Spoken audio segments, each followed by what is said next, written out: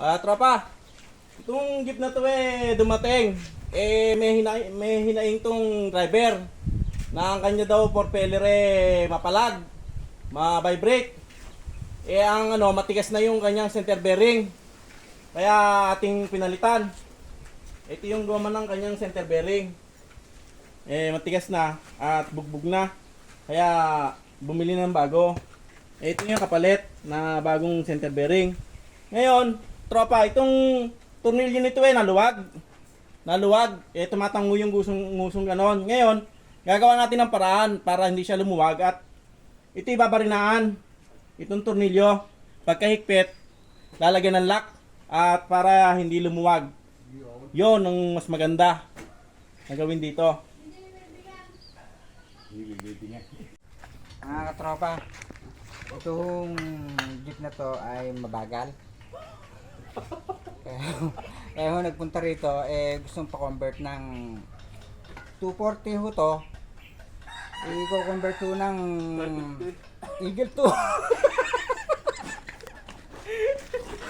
Eagle 2.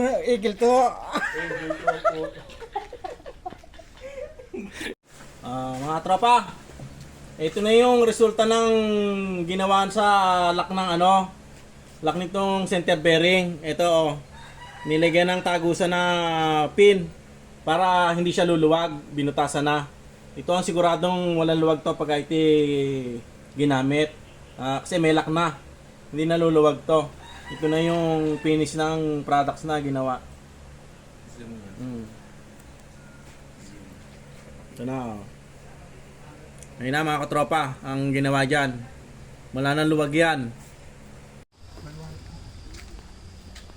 Kakabit na ba yan?